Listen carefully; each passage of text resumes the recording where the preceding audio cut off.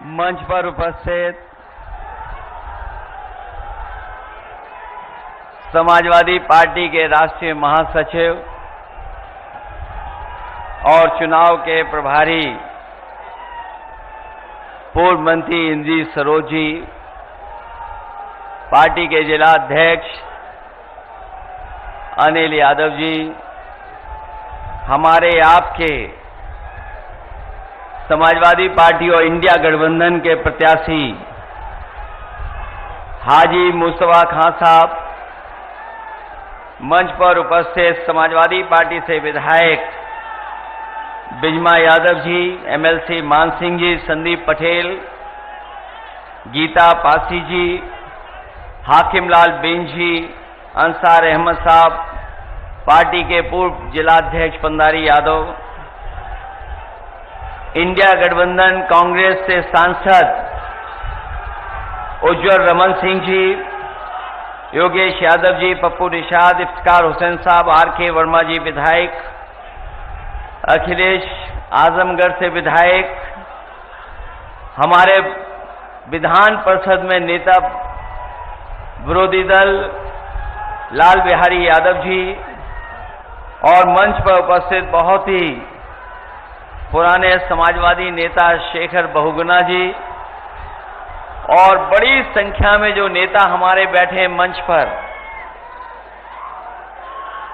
Congress party के, Samajwadi party के सभी हमारे नेता, संगठन के सभी पदाधिकारी,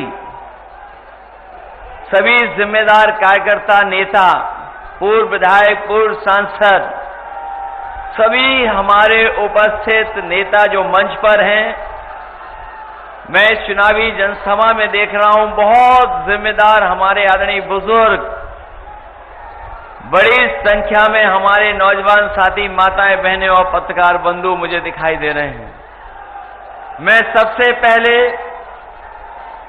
इस चुनावी जनसभा में आप सबका बहुत बहुत धन्यवाद और आभार प्रकट करना चाहता हूं। जिस समय हम और आप लोग इस मैदान में एक दूसरे के सामने हैं, वहीं प्रयागराज में बड़ी संख्या में नौजवान आंदोलन कर रहे हैं और वो आंदोलन जो चला रहे हैं वो सभी पढ़े लिखे नौजवान हैं। वो नौजवान हैं जो कल अधिकारी बनेंगे। आज उस सरकार ने उन लोगों को भी आंदोलन में झोंक दिया है। वहीं मैं तमाम युवक युवतियों को बधाई देना चाहता हूं कि अपनी आवाज को बुलंद करने के लिए वो पीछे नहीं हटे हैं। सरकार तमाम तरीके अपना रही है, लेकिन उसके बावजूद भी नौजवान आज धरने पर बैठ करके अपनी मांग को लेकर के सरकार को जगाना चाहते हैं, सरकार के सामने रखना चाहते हैं। ये कोई मामूली घटना नहीं है जहां पर पढ़े लिखे नौजवान आंदोलन पर बैठ गए हों। वैसे तो मेरी इच्छा ये भी थी कि मैं सबसे पहले उनके आंदोलन में शामिल होता जाकर के, उनके बीच बैठता जाकर के, लेकिन मैं ये बात जानता हूं बहुत सारे लोग छात्रों का, नौजवानों का आंदोलन को ये भी कह देते कि राजनीति से प्रेरित है, इसलिए उस आंदोलन में नहीं गया। लेकिन मैं इस मंच के माध्यम से उनको बधाई भी देना चाहता हूं और उनका समर्थन भी करना चाहता हूं कि उनकी मांग जायज है। और जिस समय उन्हें पता लगा कि कहीं ऐसा ना हो कि आंदोलन में मैं भी शामिल हो जाऊं जाकर के, उन्होंने खबर सुनते ही छात्रों को हटाना शुरू कर दिया। कई छात्रों को हटाने में कामयाब भी हो गए। जो हमारी बेटियां, बहनें बैठी थीं, उनको बिना महिला पुलिस के लोग उठाने लगे जाकर के, और जो नौजवान थे वो शादी वर्दी में पहुंच करके उठाने लगे। इस कायराना व्यवहार के लिए मैं सरकार की निंदा करता हूं। इस लोकतंत्र में इससे ज्यादा शर्मनाक घटना और कोई नहीं हो सकती जो प्रयागराज में, इलाहाबाद में इन्होंने छात्रों के साथ किया है, और जो ये नौजवान धरने पर बैठे अपनी मांग को लेकर के। ये वही सरकार के लोग हैं जो लोग ये कहते हैं कि 1 नेशन 1 इलेक्शन।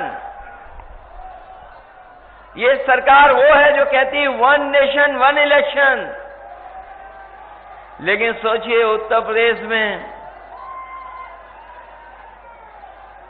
एक चुनाव नहीं करा पा रहे हैं। चुनाव तो छोड़िए, जो हमारे छात्र नौजवान हैं उनकी परीक्षा भी नहीं करवा पा रहे हैं।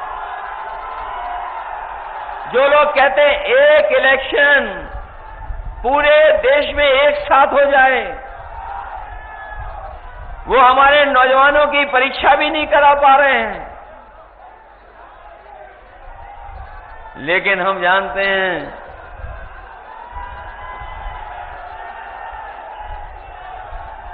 ये भारतीय जनता पार्टी में और इस सरकार के एजेंडे में न नौकरी है, न सौहार्द है, न भाईचारा है।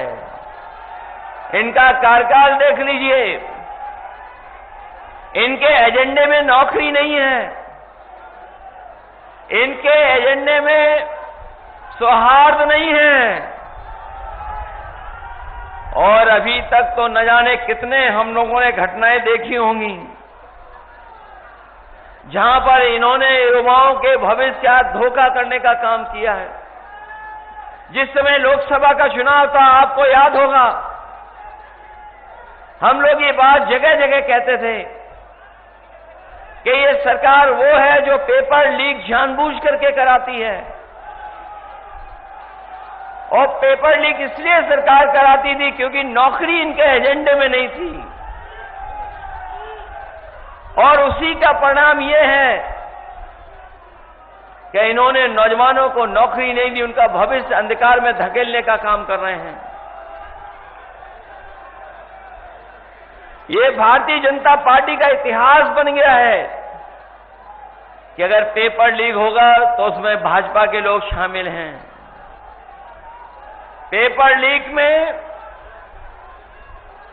भाजपा के लोग शामिल हैं। परीक्षा प्रणाली में हेराफेरी करने वाले में भी भाजपा के लोग शामिल हैं। परीक्षा की तारीख भी टालने वालों में भाजपा ही के लोग शामिल हैं, और सबसे ज्यादा परीक्षा रद्द हो जाए उसमें भी भाजपा ही लोग शामिल हैं। आरक्षण मारने वाले भी भाजपा ही हैं, और रिजल्ट लटकाने वाले भी भाजपा ही के लोग हैं। और अगर रिजल्ट बन भी जाए, आ भी जाए, तो कोर्ट में भी लटकाने वाले अगर कोई हैं तो वो भाजपा वाले हैं।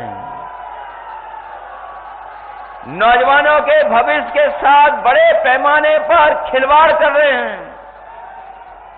और इधर तो जब से समाजवादियों ने पीडीए का नारा दिया है, इन्हें डीएपी भी पीडीए ही नजर आने लगा है।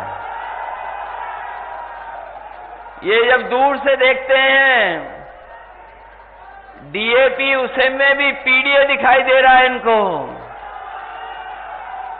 ये अक्षरों से खिलवाड़ कर रहे हैं, अक्षरों से दुश्मनी रखते हैं, इसलिए पीडीए के साथ तो कर ही रहे हैं धोखा। वहीं डीएपी भी कहीं किसानों को उपलब्ध नहीं करा पा रहे हैं। अभी तक तो ये बोरी की चोरी करते थे, अब तो डीएपी की पूरी बोरी चोरी कर ली है इन्होंने। जो हमारा किसान इस सरकार में उम्मीद करता था कि उसकी पैदावार बढ़ जाएगी, आय बढ़ जाएगी, लेकिन इस सरकार ने उनकी आय और पैदावार के साथ भी सरकार की योजनाएं नहीं जोड़ी, किसानों को अपने हाल पर छोड़ दिया। ये वही लोग हैं जिन्होंने नारा दिया था कि किसानों की आय दोगुनी हो जाएगी, लेकिन जब आंकड़े अभी आए हैं तो अभी तक के इतिहास की सबसे महंगी दर अगर कहीं महंगाई में देखने को मिल रही तो इनकी सरकार में दिख रही है। हमारे किसानों के साथ भी धोखा हो गया। और फिर ये सरकार कौन सा नारा दे रही है? ये सरकार नारा कौन सा दे रही है? जब ये सरकार के हाथ में कुछ नहीं बचा, जब सरकार को पता लग गया चुनाव हारने जा रहे हैं, तो ये चुनाव की तारीख भी टाल रहे हैं। पहले ये चुनाव 13 तारीख को हो रहा था, 13 तारीख को चुनाव होने जा रहा था, और जिस समय त्योहार पर लोग छुट्टी के बहाने घर आए थे त्योहार मनाने, जब त्योहार मनाने दूर दूर से चले आए लोग, उन्होंने अपनी छुट्टियां बढ़ा ली, ये देखते हुए कि 13 तारीख को वोट डाल करके जाएंगे। जब ये भनक भारतीय जनता पार्टी के लोगों को पता लगी तो उन्होंने चुनाव भी टाल दिए। जो चुनाव टालने वाले हैं वो बहुत बुरे हारने जा रहे हैं। पहले चुनाव इन्होंने अयोध्या का टाला, याद होगा आपको, चुनाव अयोध्या का टाला। मुख्यमंत्री जी 1 बार गए, 2 बार गए, 3 बार गए, और जब उन्होंने अपना इंटरनल सर्वे करवाया तो उनको जानकारी हो गई कि इंटरनल सर्वे में वो जीत नहीं रहे हैं। उन्होंने चुनाव वहां का भी टाल दिया। ये जितना चुनाव टालेंगे उतना ही बुरा इस बार बाई इलेक्शन में हारने जा रहे हैं। और यहां के लोग तो मन बनाए बैठे हैं। अभी जो लोकसभा चुनाव में बेईमानी हुई है, ये चुनाव जीता जिताया आपके हाथ से छीन लिया। फूलपुर का चुनाव लोकसभा का पूरे के पूरे लोग देश के जान गए थे, ये जीत गए, क्योंकि जिस समय वो कार्यक्रम था इंडिया गठबंधन का, जन समर्थन और जन सैलाब इतना दिखाई दिया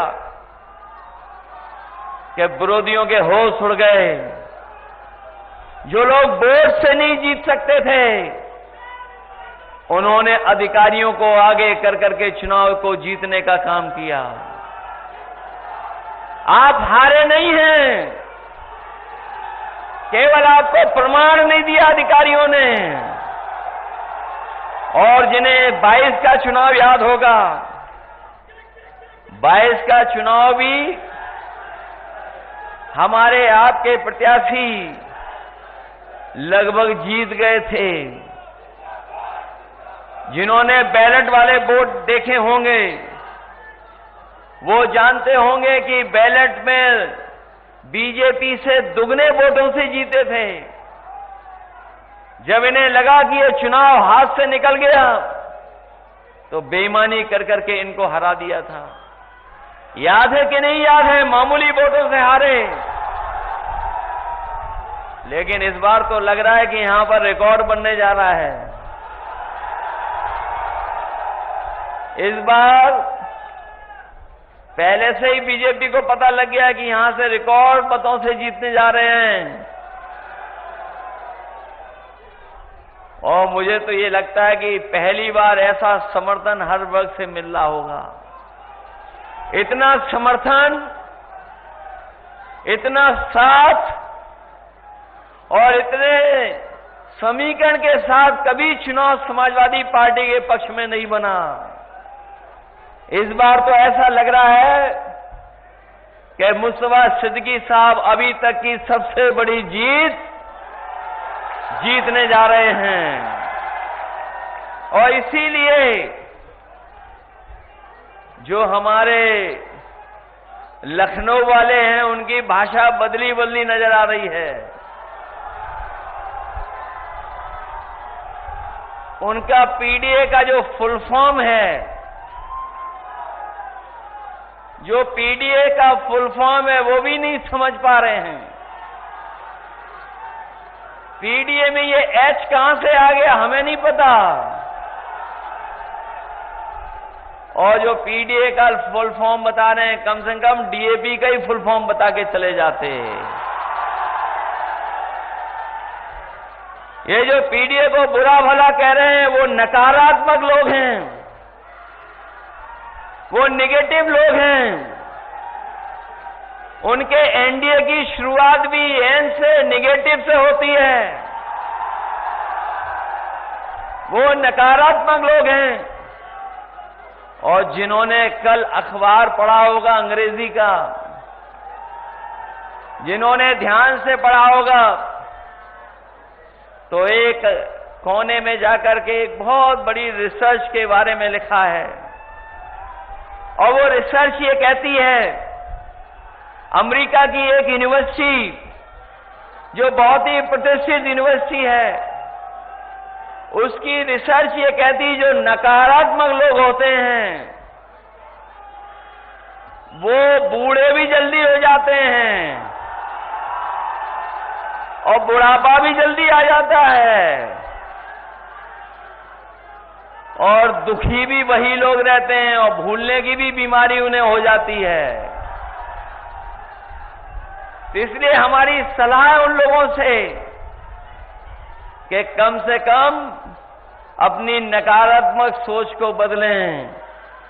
अगर वो स्वस्थ रहना चाहते हैं तो नकारात्मक सोच से दूर हो जाएं, और जो हमें और आपको माफिया कहते हैं, गुंडा कहते हैं, बदमाश कहते हैं, मुझे तो लगता है कि जब वो घर से निकलते होंगे तो कभी आईना नहीं देखते होंगे। वो अगर आईना देख करके निकलने लगे तो पीडीए वालों को कभी माफिया नहीं कह सकते हैं। ये पीडीए पॉजिटिव पॉलिटिक्स का आंदोलन है, ये हमारी सकारात्मक सोच का आंदोलन है। पीडीए का मतलब है प्रोग्रेसिव है, पॉजिटिव है।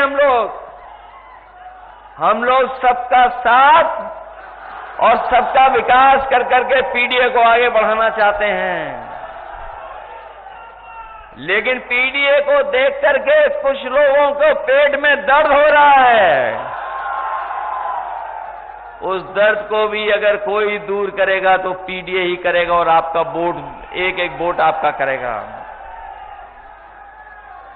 इसलिए हम आपसे कहना चाहते हैं कि ये चुनाव जरूर उपचुनाव है, लेकिन ये उपचुनाव संदेश देगा आने वाले समय को लेकर के जो 2027 में चुनाव होने जा रहा है। और जिन्होंने इतने सालों में काम नहीं किया है, उनसे आप उम्मीद भी क्या कर सकते हो। समय समय पर उन्हें हाई कोर्ट, सुप्रीम कोर्ट ने डांटा है,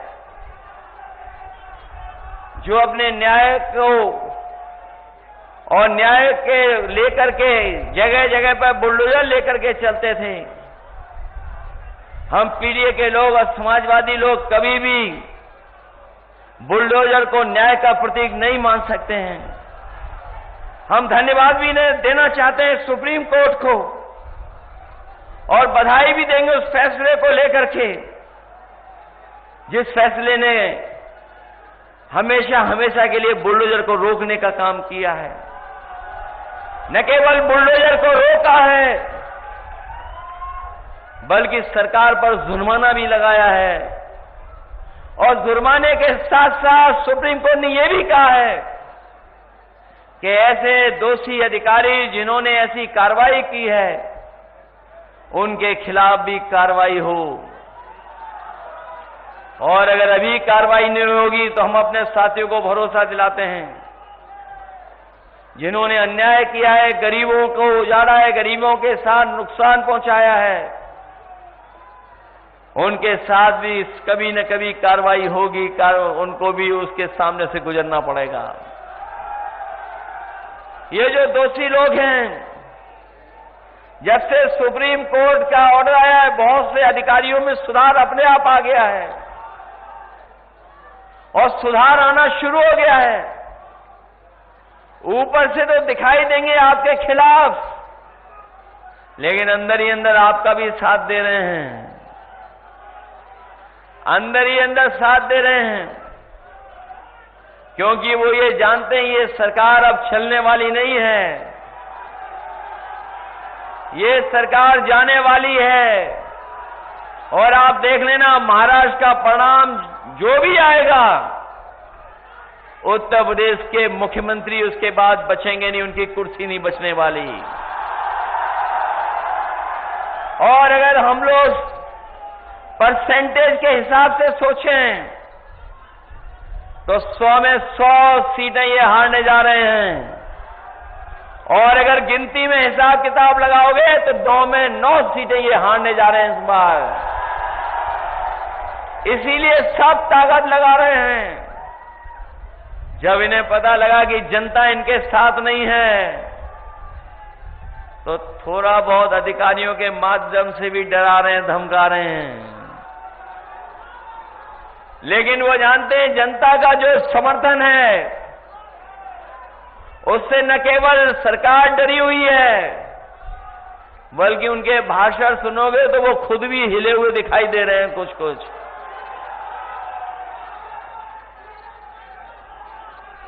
थोड़े बहुत हिले हुए दिखाई दे रहे हैं, इसलिए अपनी उपलब्धि नहीं बता पा रहे हैं। उपलब्धि उनकी क्या है नहीं बता पा रहे हैं। उनकी उपलब्धि यही है कि किसानों को संकट में डाल दिया, नौजवानों की नौकरी और रोजगार छीन लिया, महंगाई बढ़ा दी। जहां त्योहारों पे हम लोग खुशियां मनाते थे, इस बार दुखी होकर के त्योहार मनाना पड़ा।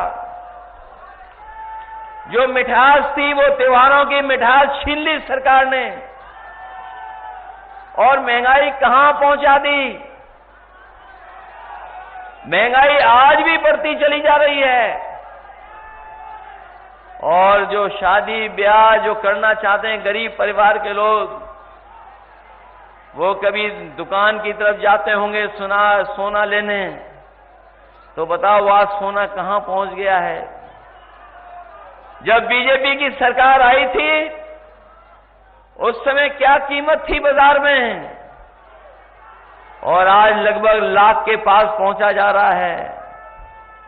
जहां महंगाई जरूरत की चीजों की बढ़ाई है, वहीं जमाखोरी कर करके अपने लोगों को मुनाफा भी ये सरकार सीधा सीधा पहुंचा रही है।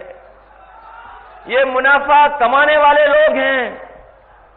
जब मुनाफा बढ़ाते हैं तब महंगाई बढ़ती है। ये महंगाई इसलिए बढ़ा रहे हैं क्योंकि ये अपने लोगों को मुनाफा देना चाहते हैं, मुनाफा पहुंचवाना चाहते हैं। इसलिए उस शुभ चुनाव में हम आपसे सहयोग और समर्थन मांगने आए थे।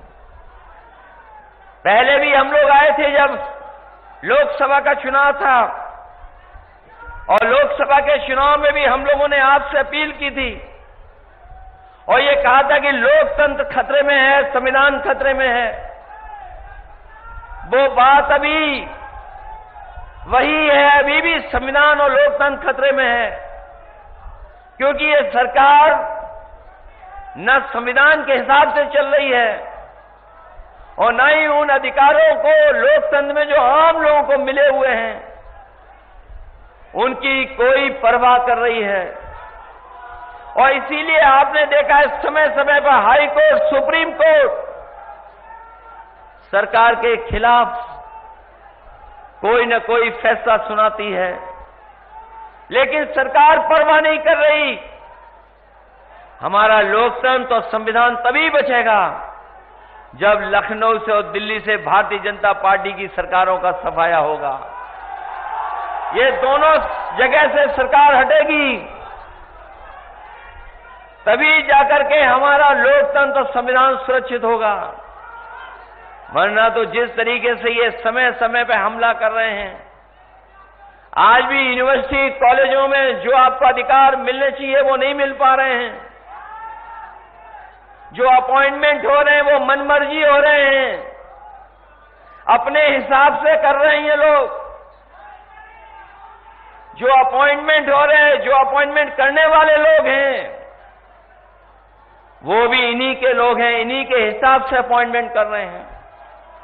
अभी भी वाइस चांसलर या उस तरह के जो अपॉइंटमेंट हैं, वो अगर किसी एक विचारधारा से जुड़ा है तो उसका अपॉइंटमेंट हो जाएगा। अगर वो लोकतांत्रिक है और संविधान के पक्ष में उसके विचार होंगे तो उसको मौका नहीं मिलेगा, अपॉइंटमेंट नहीं होगा। जाकर के किसी भी यूनिवर्सिटी को देख लीजिए, अभी भी 15% से ज्यादा पीडीए परिवार के लोगों के अपॉइंटमेंट नहीं हो पा रहे हैं। जो सेंट्रल यूनिवर्सिटीज हैं या स्टेट यूनिवर्सिटी हैं, आज भी वहां पर जो प्रोफेसर्स हैं, जो नौकरियां हैं, वो 15% से ज्यादा पीडीए परिवार के लोगों को नहीं मिली हैं। अभी भी उनके साथ भेदभाव हो रहा है। और अभी हाल में ही हम लोगों ने उपचुनाव में देखा कि ये सरकार बीएलओ से लेकर के अधिकारियों तक में पोस्टिंग में भेदभाव कर रही है। इन्होंने सूचियां मंगवाई और पूरी देखी एक साथ कि इसमें बीएलओ जो सबसे छोटा कर्मचारी अधिकारी है, कहीं कोई पीडीए परिवार का तो नहीं अपॉइंट हो गया। अगर कोई पीडीए परिवार का था तो उसे तुरंत हटा दिया गया। न केवल बीएलओ स्तर पर भेदभाव किया है, बल्कि ऊपर जो बैठे अधिकारी उनमें भी भेदभाव किया है। और आज भी अगर आप देखोगे तो हर स्तर पर भेदभाव का सामना करना पड़ रहा है। ये लोकतंत्र के पक्षधर लोग नहीं हैं, ये संविधान पर चलने वाले लोग नहीं हैं। इसीलिए पिछले चुनाव में भी, आज भी मैं कहता हूं कि संविधान हमारे लिए संजीवनी है। संविधान ही हमारी ढाल है जो हमारी समय समय में मदद करता है। संविधान ही हमें सुरक्षा देता है, संविधान ही हमें शक्ति देता है और संविधान ही हमारा रक्षा कवच बनकर के हमारी समय समय पर मदद करता है। ये वही संविधान है जो बाबा साहब भीमराव अम्बेडकर जी ने दे करके हमारे आपके अधिकारों को सुरक्षित बनाने का काम किया है। और मैं कहना चाहता हूं कि संविधान और हमारा पीडीए की लड़ाई लगातार चलती रहेगी जब तक हम लोगों को सम्मान नहीं मिलेगा, हक हमें नहीं मिलेगा। लगातार हम लोग इसी रास्ते पर चलते रहेंगे। इसलिए हम आपसे जरूर ये उपचुनाव में कहने आए हैं कि ये कोई चुनाव मामूली चुनाव नहीं है। पूरी ताकत भारतीय जनता पार्टी लगाए हुए है। अपने सभी नेताओं को, जो बड़े बड़े नेता हैं, उन्हें भी भेज रही है। कई ऐसे लोग भी आ रहे होंगे मैदान में जिन्हें कुछ मिलना ही नहीं है कभी, और जो बड़ी बड़ी बातें कर रहे हैं, जो वो बड़ी बड़ी बातें कर रहे हैं, हमें और आपको कभी कभी माफिया अपराधी कहते हैं। अगर इलाहाबाद और प्रयागराज की केवल 2 घटनाओं की जांच हो जाएगी तो भारतीय जनता पार्टी से लेकर के बहुत सारे अधिकारियों की अपने आप पोल खुल जाएगी। ये जो लोग जो बड़ी बड़ी बातें कर रहे हैं, समय आने पर इनकी पोल भी खुलेगी, कोई बचा नहीं पाएगा इनको। और जिस तरीके से अधिकारियों के माध्यम से चुनाव में हेरा फेरी या परिणाम में फेरबदल किया जाता है, हम लोगों को याद है पिछले लोकसभा चुनाव में कई सीटें हम लोग जीत गए होते, लेकिन इनके अधिकारियों ने और मिलकर के कुछ लोगों ने हेरा फेरी की, जिसकी वजह से कुछ सीटें हम लोग मामूली मामूली वोटों से हार गए। लेकिन इस बार हमारा कार्यकर्ता सावधान भी है और मैं आपको सावधान भी करने के लिए आया हूं। कि आप लोग पूरी जिम्मेदारी के साथ, पूरी सावधानी के साथ अपना वोट डालने का काम करना। और अगर ये रोके भी आपको, तो ऐसा तो नहीं है कि आप लोग वोट डालने के लिए रुक जाओ। मैं आपसे कहना चाहता हूं कि अगर एक बार रोकें तो दोबारा आप लोग वोट डालने जाना। अगर दूसरी बार भी रोकें तो तीसरी बार भी जाना, लेकिन अपना वोट डाल करके जरूर आना। वोट डालने जाओगे आप लोग, सब लोग। और अगर ये रोकें तो रुक तो नहीं जाओगे।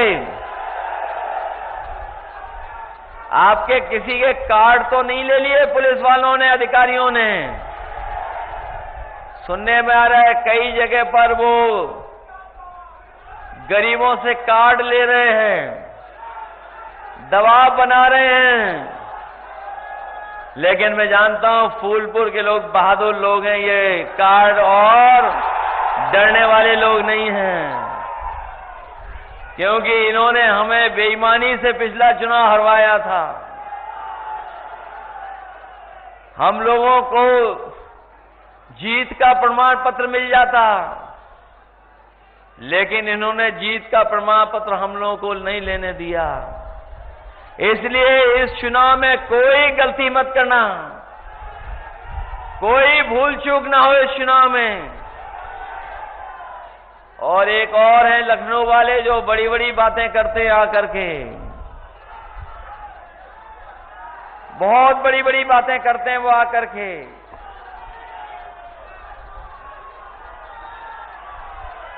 लेकिन इस बार तो प्रयागराज के नौजवानों ने ये संदेश दे दिया है, और जो आंदोलनकारियों ने एकदम संदेश साफ कर दिया है, और जो माहौल बना है वो योगी बनाम प्रतियोगी माहौल बन गया है। और हमारे मुख्यमंत्री जी तो बहुत पढ़े लिखे हैं,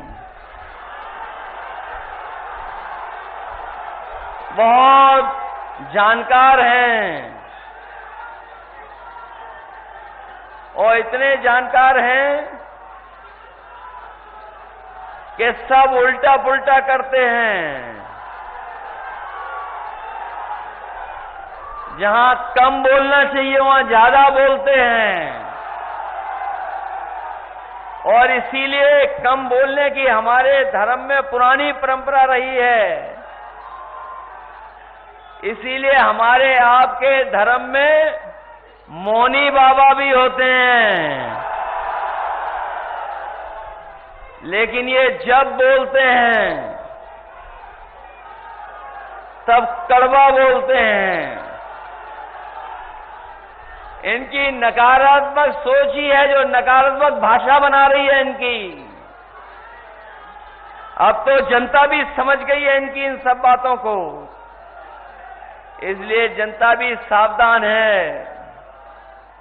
और इस सरकार से तो बहुत सावधान है, क्योंकि जो लोग कहते थे डबल इंजन, वो अब डबल इंजन एक दूसरे से टकरा रहे हैं। और टकरा इसलिए रहे हैं, जो ये कहते थे कि कानून व्यवस्था में जीरो टॉलरेंस अपनाएंगे, वो अभी तक अपना डीजीपी अपॉइंट नहीं कर पाए हैं परमानेंट। अभी भी कार्यवाहक अधिकारियों से काम ले रहे हैं, और जो 50वें पायदान पे था उसे सबसे ऊपर बैठा दिया। तो सोचो जो नीचे वाले हैं कितना बुरा मान रहे होंगे।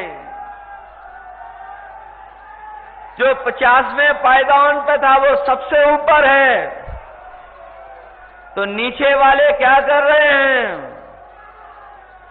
और ये पहली बार यूपी में देखने को मिल रहा है कि अभी तक तो ये देखते थे कि पुलिस चोर को पकड़ रही है, लेकिन अब तो पुलिस को पकड़ रही है। अभी हाल ही में आपके बगल में जानकारी मिली कि कुछ लोग जुआ खेल रहे थे और जुआ की जानकारी पुलिस को पता लग गई। उनका एक अधिकारी गया और पूरा पैसा भर ले गया और वही जानकारी जब हमें मिली तो हमने सोशल मीडिया पे डाली।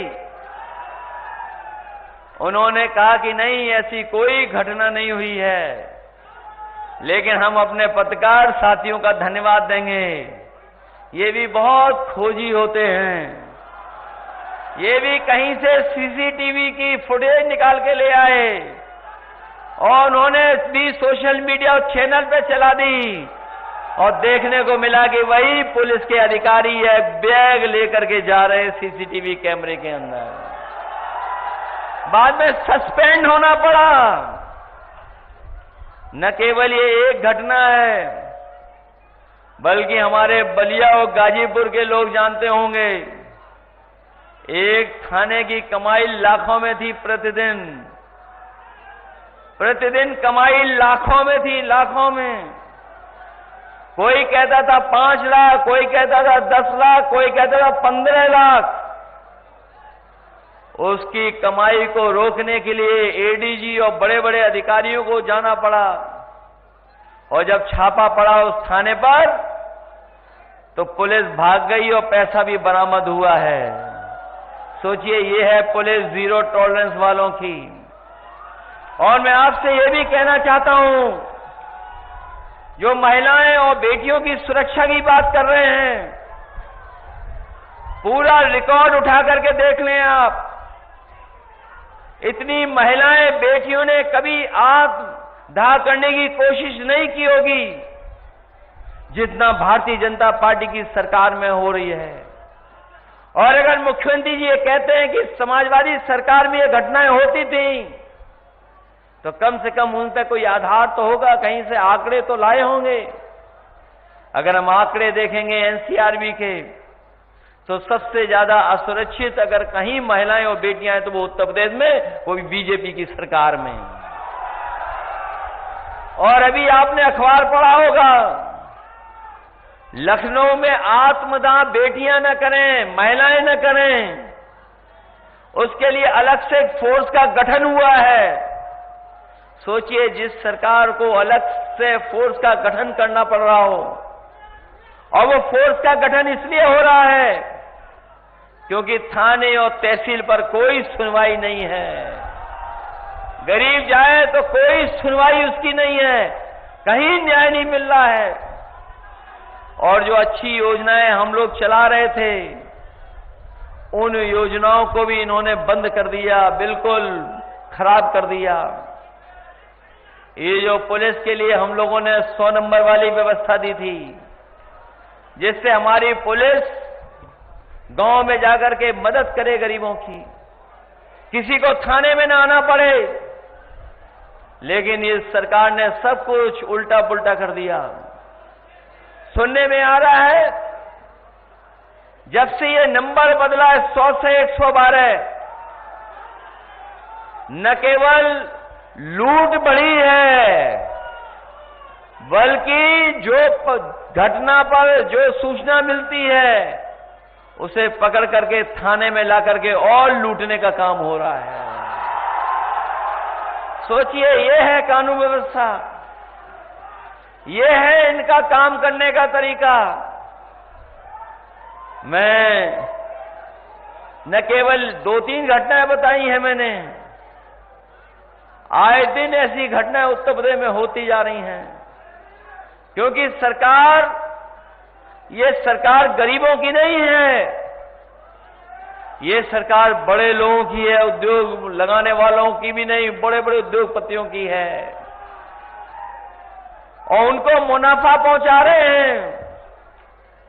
न सरकारी नौकरियां हैं, न रोजगार है, न काम है।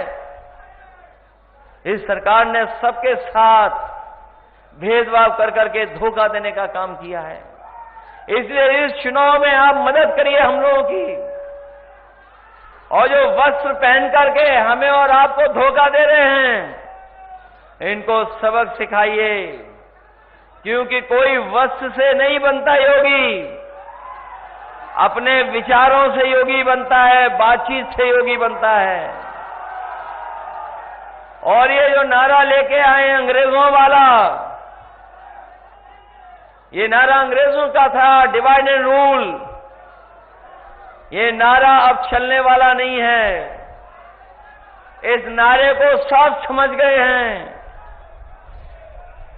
इसलिए हम कहना चाहते हैं कि अंग्रेज तो चले गए, लेकिन उनके वचनवंशी और विचारवंशी आज भी हमारे आपके बीच में हैं, जो बांटना चाहते हैं।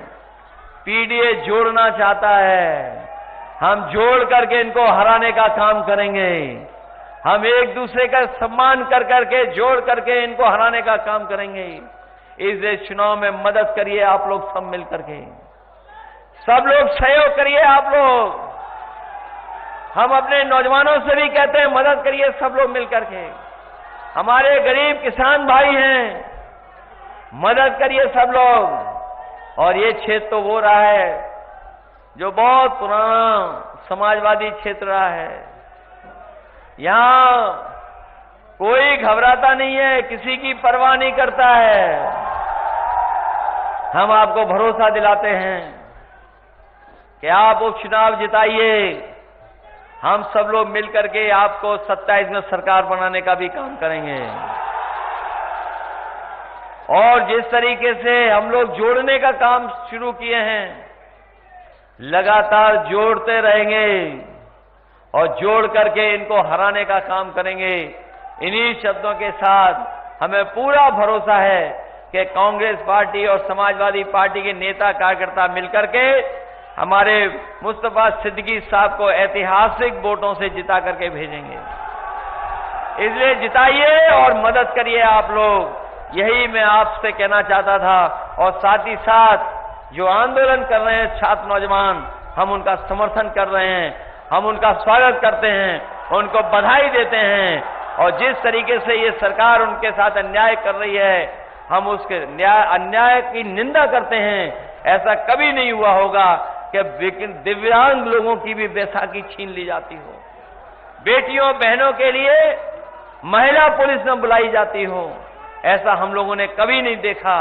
लेकिन ये भारतीय जनता पार्टी के लोग इन सीमाओं को लांघ गए हैं। लेकिन वो जान जाएं कि जनता लोकतंत्र में सबसे आगे होती है। और इस बार जनता ने मन बना लिया है कि भारतीय जनता पार्टी के लोगों को सबक सिखाएंगे। इसलिए मदद करिए आप सब लोग और मुस्तफा सिद्दीकी साहब को ऐतिहासिक वोटों से जिता करके भेज देना। बहुत बहुत धन्यवाद।